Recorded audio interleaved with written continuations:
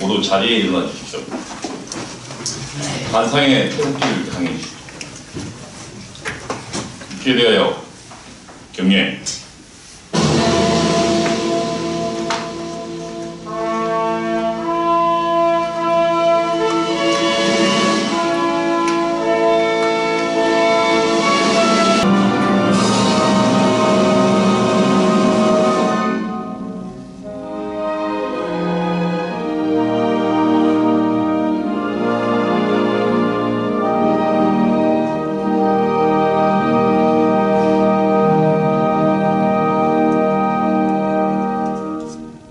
바로 모두 자리에 앉아주십시오. 먼저 이 세미나를 주관한 국가정상화추진위원회 위원장이신 고영주 위원장님께 나오셔서 인사말이 있으시겠습니다.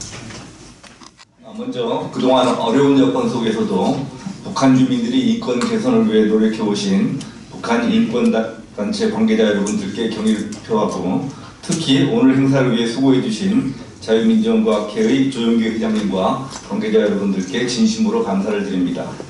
금년은 해방 70주년이 되는 뜻깊은 해입니다만 한편으로는 분단 70주년이기도 합니다. 해방 이후 오랜 기간 동안 우리는 우리 인권 개선을 위해서, 그리고 우리 안전과 경제 발전을 위해서 전력을 다해왔습니다. 그래서 그런지 그동안은 우리와 같은 동포인 북한 주민들의 참혹한 인권 문제에 대해서 크게 신경을 쓰지 못했던 것이 사실입니다. 그러다가 2004년에 미국에서 북한 인권법이 제정되는 것을 보고 우리가 북한 동포들이 인권에 너무 무심했던 것을 반성하고, 그때부터 본격적으로 북한 인권 개선 운동에 나서게 된 것으로 알고 있습니다. 어쨌든 뒤늦게나마 우리나라에서도 2005년도에 당시 한나라당 의원이던 김문수 전 경기도지사가 북한 인권법안을 발의했습니다. 결국 북한은 제도적으로 인권 유린이 행해질 수밖에 없는 체제이기 때문에 북한 인권 문제가 실질적으로 개선되기 위해서는 레짐 체인지가 이루어지는 방법밖에 없다 할 것입니다. 그리고 이러한 북한의 체제 변혁은 탈북민들이 주도하는 것이 가장 바람직하다고 생각됩니다. 따라서 우리 애국진영에서는 단기적으로는 북한 인권법 제정에 힘을 모으되 궁극적으로는 북한의 체제 변혁이 이루어질 수 있도록 뜻있는 탈북민들의 지원에 더욱 관심을 기울여야 할 것입니다. 마지막으로 오늘 세미나의 사회를 맡아주신 유석춘 조영기 교수님, 또 각 주제 발표를 해주실 윤여상 교수님, 유동열 자유민주연구원장님, 재성호 교수님, 그리고 토론을 해주실 한의원 박상봉 교수님, 김수함 북한인권센터장님, 손광주 통일연구소장님들께 깊은 감사를 드립니다. 그리고 바쁘신 중에도 오늘 세미나에 참석해서 자리를 빛내주신 애국동지 선후배 여러분들께 진심으로 감사하다는 말씀을 드리면서 인사말에 대신하고자 합니다. 감사합니다. 안녕하세요. 자유민주연구학회 학회장을 맡고 있는 조영기입니다. 1215년 6월 15일이 마그나 카르타가 발표된 날입니다. 금년으로부터 시작해서 800주년이 그 마그나 카르타가 발표된 이후 금년이 800주년이 되는 해입니다. 이 마그나 카르타가 가지고 있는 의미는 최초로 인간의 존엄성에 대한 권리를 선언했다라는 측면에서 우리에게는 굉장히 귀중한 자료로 이렇게 받아들여지고 있습니다. 이것으로부터 시작해서 우리는 어떤 역사를 배워와야 되고 앞으로 어떤 역사를 만들어 가야 될 것인가. 다시 말씀을 드리면 우리의 생각이 바로 역사를 만들고 한다고 말씀드릴 수 있습니다. 이 역사가 여기서 중요한 것은 우리는 어떤 생각을 해야 되고 어떻게 이 새로운 역사를 만들 것인가에 대해서 고민을 해야 된다고 생각합니다.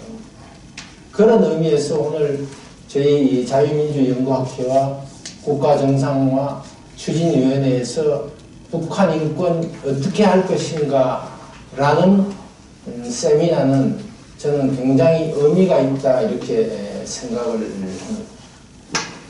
어떤 생각이어야 하는가? 우리 좀 전에 고영주 위원장님께서 북한 인권법과 관련돼서 우리 지금 국회에서 15년, 이제 금년이면 16년째 지금 방황을 하고 있습니다. 이렇게 방황을 하고 있는 것이 우리 국민들 중에 상당수의 사람들이 이렇게 생각을 하고 있는 것 같습니다. 북한 인권법을 만들면 북한을 자극해서 남북 관계를 정상화시키는데 또는 남북 교류를 하는데 굉장히 큰 장애가 되는 것이다. 이렇게 생각을 하고 있는 것 같습니다. 여기서 우리는 북한의 어느 사람들, 어떤 사람들과의 관계를 맺을 것인가에 대해서 한번 고민을 해봐야 됩니다. 북한 김정은 지도부하고 인권 문제에 대해서 논의할 것인가, 아니면 억압받고 탄압받고 있는 북한 주민들의 인권 문제에 대해서 우리가 생각해야 될 것인가에 대해서.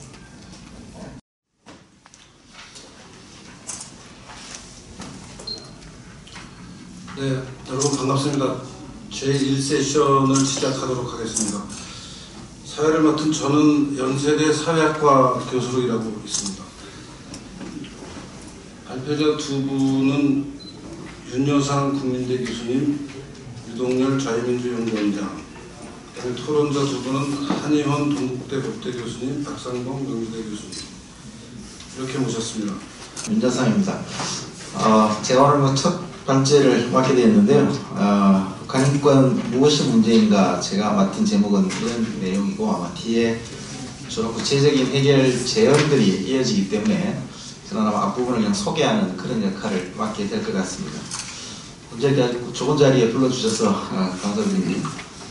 앞에 우리 두 분께서 인사 말씀을 하시면서 북한 인권이 어떤 문제이고 또 우리가 어떤 상황에 처해져 있는지 어떤 해결 방법이 있을 것인지를 아주 정확하게 말씀을 해주셨기 때문에 이미 그런 부분에는 공감을 하실 거라고 생각을 하고요. 저는 딱 몇 가지만 더 말씀을 드릴 건데, 지금 북한 인권 문제라고 해서 우리 국내에서도 논의가 되고 있고 특히 지금 유엔과 국제사회가 핵심적인 역할을 하고 있는데, 북한 인권 문제로 핵심적인 사항은 현재 북한 인권의 수준이 아주 개탄스러울 만큼 최악의 심각한 상황에 놓여져 있다는 겁니다. 또 하나는 그럼에도 불구하고 개선되지 않는 상태로 계속 이어지고 있다는 겁니다. 매우 심각한데 개선되지도 않고 개선될 조짐도 보이지 않는다는 것입니다. 또 하나의 문제는 전 세계 모든 나라 인권 문제를 다 갖고는 있습니다. 어느 정도의 차이냐고 하는 것인데, 어느 나라든 인권 문제가 발생하면 그 문제를 해결하는 책임이 국가에게 있거든요. 국가가 그 문제를 해결하도록 되어 있는데, 북한에 있어서는 북한이 인권 문제가 발생하면 해결해야 될 책임을 갖고 있는 북한 당국이 직접적 가해자라는 겁니다. 북한 당국이 직접적인 가해자이면서도 인권 문제를 해결해야 될 주체이기도 하기 때문에, 가해자이면서 해결의 주체를 둘 다 이중성을 함께 좀 갖고 있기 때문에 이건 구조적으로 잘 안 되는 상황이라는 거예요. 가해자 보고 네가 스스로 해결해라, 이 말은 구조적으로도.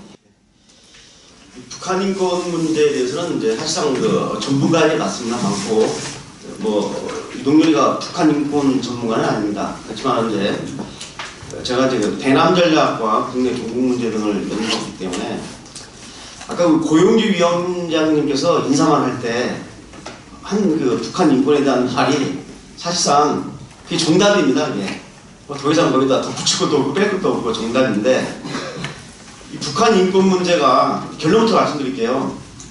이 김일성, 김정일, 김정으로 이르는 이 3자 세습 체제, 소위 이른바 조선혁명의 전통이라는 주체사상과 선거노선에 기반한 이 김씨 일가가 지배하는 북한을 상대로는 어떤 압박을 가해도 우리 고영주 위원장께서 말씀하신 대로 북한 정권이 붕괴되지 않는 한 북한 인권 문제 해결이 난망합니다.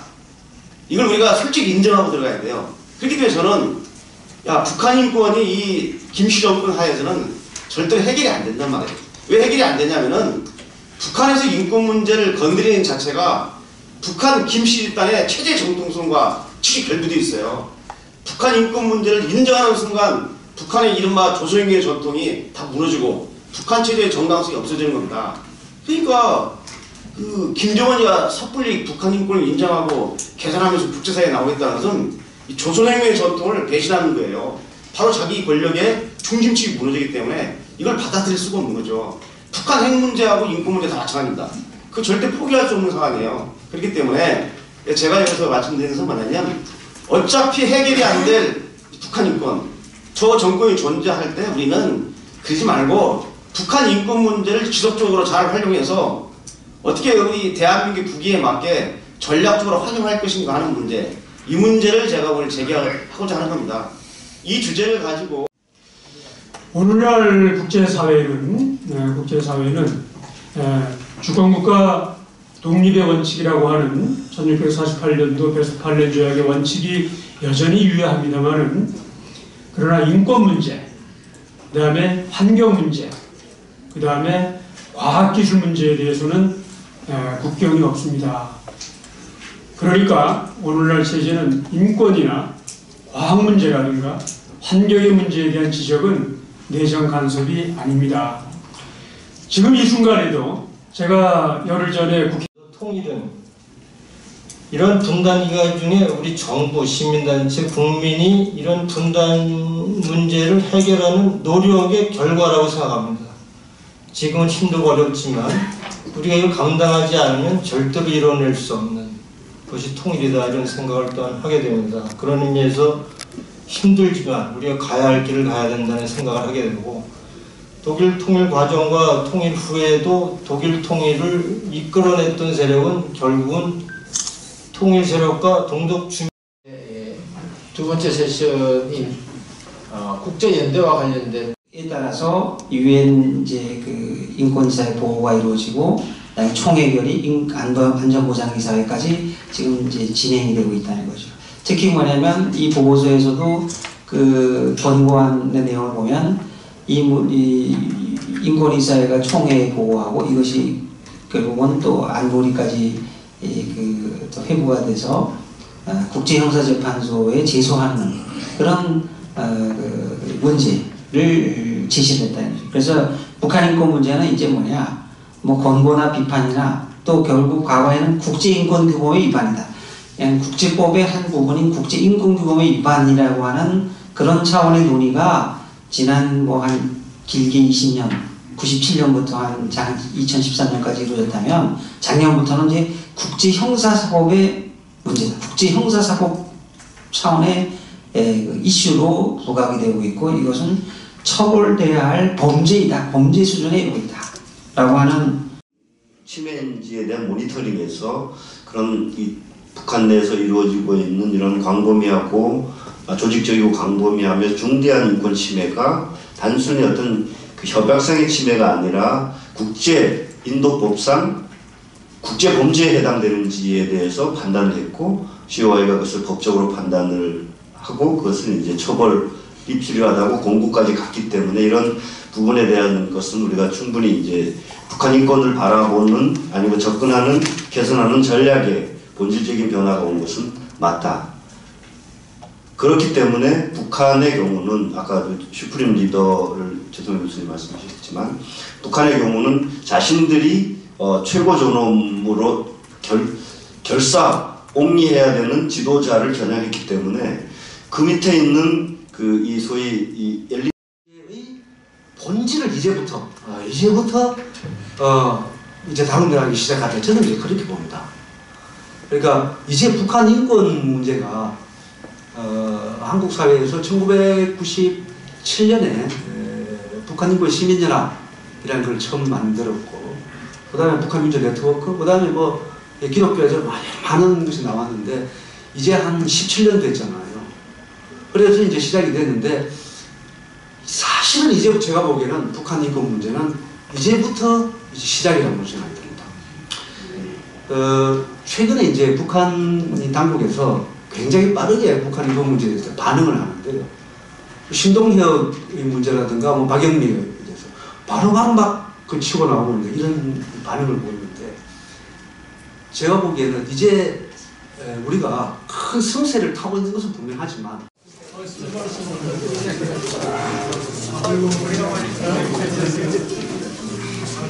나라이라는 말을 만나면